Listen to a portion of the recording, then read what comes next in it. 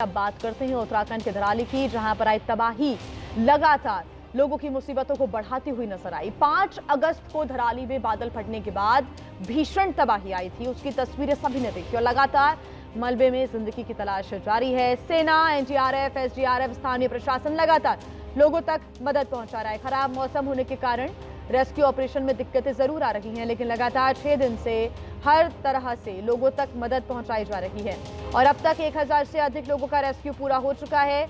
लेकिन अभी भी कई लोग लापता बताए जा रहे हैं, उन तक भी पहुंचने की कोशिश हो रही है और दिन रात लगातार जो रेस्क्यू ऑपरेशन है वो चल रहा है। तो उत्तराखंड में 5 अगस्त को बादल फटने के बाद हर्षिल में जो बाढ़ आई उसकी वजह से यहां पर एक झील जैसी स्थितियां बन गई हैं, झील बन गई है। पूरा इलाका इस वक्त मलबे में तब्दील हो चुका है। इस वक्त हम हर्षिल स्थित सेना के हेलीपैड पे मौजूद हैं और आप देख सकते हैं कि किस तरीके से यहां पर लोगों को ले करके जाया जा रहा है। जो लोग रेस्क्यू करके इस आर्मी कैंप में लेकर के आए गए हैं, उनको यहां से सेना हेली के जरिए बाहर निकाल रही है, उत्तरकाशी पहुंचा रही है, देहरादून पहुंचा रही है, ताकि जो लोग यहां पर फंसे थे वो अपने गंतव्य तक पहुंच सकें। और लगातार सेना के जवान रेस्क्यू करते हुए नजर आ रहे हैं और आप देख सकते हैं कि किस तरीके से यहां पर लोगों को रेस्क्यू करके सेना लेकर के जाती हुई आपको नजर आएगी, क्योंकि सड़क मार्ग पूरी तरह से टूट गया है और सिर्फ अब एक ही रास्ता बचा है, वो है हवाई मार्ग। और हवाई मार्ग के जरिए लोगों को यहां से रेस्क्यू करके ले जाया जा रहा है। तो यानी कुल मिला के ये कह सकते हैं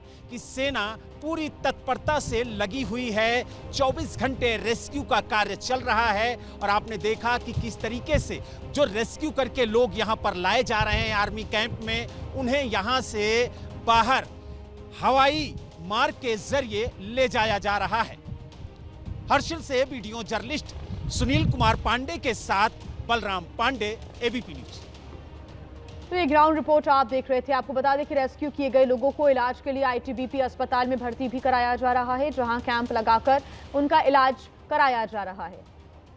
तो जो लोग घायल हैं उनका इलाज यहां पर आईटीबीपी में कराया जा रहा है। जो कैंप लगाकर लोग यहां पर आ रहे हैं, उनका इलाज यहीं इसी कैंप में हो रहा है लगातार, क्योंकि 1000 से अधिक लोगों का अब तक रेस्क्यू हो चुका है। जो यहां पर लगातार पर्यटक फंसे हुए थे सड़कों पर, उनको यहां से निकालकर सुरक्षित स्थानों पर पहुंचाया जा रहा है। लेकिन जो घायल अवस्था में हैं उनका इलाज भी चल रहा है। आईटीबीपी कैंप लगाकर यहां पर उनका इलाज कराया जा रहा है।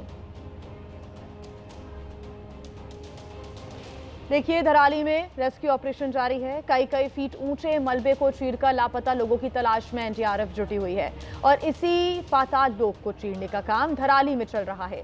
देखिए, धराली ग्राउंड जीरो से संवाददाता बलराम पांडे की एक्सक्लूसिव रिपोर्ट। ऊंचे ऊंचे पहाड़, घने घने जंगलों, दुर्गम रास्तों और कंदराओं को पार कर एबीपी न्यूज की टीम धराली पहुंच चुकी है। 5 अगस्त को आई आपदा से खीरगंगा नदी धराली गांव को निगल गई। इस मलबे में कई मकान, कई दुकान और कई जान दबी हैं, जिनकी तलाश में रेस्क्यू टीम जुटी है। इसी मलबे में 5 अगस्त की कई दर्दनाक दास्तां भी दबी हैं, जो एबीपी न्यूज आपको दिखाने जा रहा है।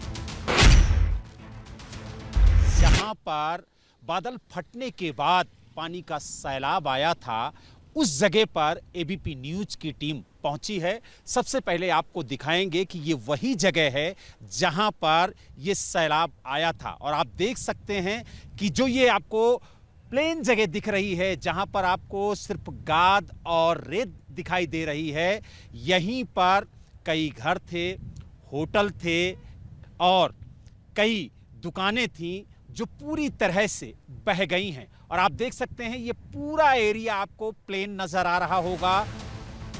एबीपी न्यूज संवाददाता बलराम पांडे की रिपोर्ट का जो हिस्सा आपने देखा, वो वहीं से रिपोर्ट की गई है जहां से धराली आपदा की 5 अगस्त वाली तस्वीर सामने आई थी।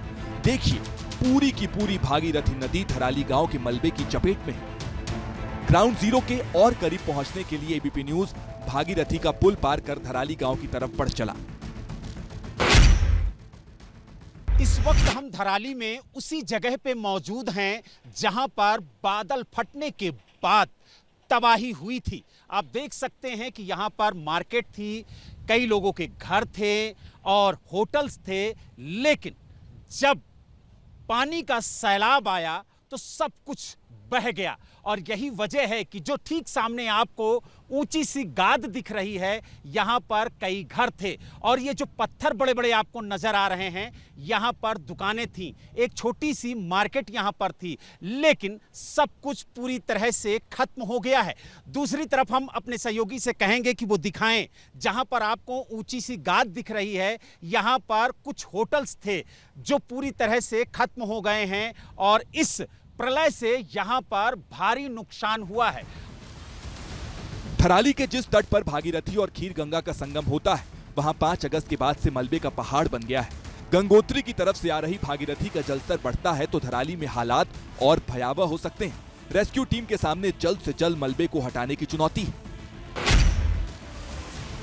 इस वक्त हम थराली के उस जगह पे मौजूद हैं जहां पर सिर्फ आपको गाद का ढेर दिखाई देगा और इसी के नीचे कई घर, कई दुकान और होटल दबे हुए हैं। आप देख सकते हैं कि एक पहाड़ सा बन गया है गाद का और इसको हटाने का काम लगातार जारी है और इसके नीचे कितने घर, कितनी दुकानें दबी हैं।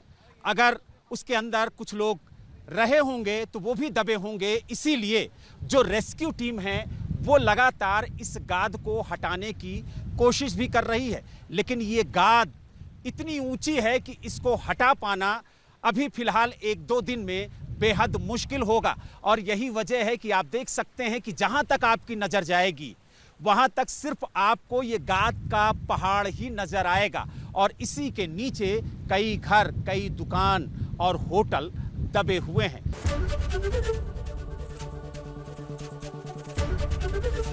एबीपी गंगा, खबर आपकी, जुबान आपकी।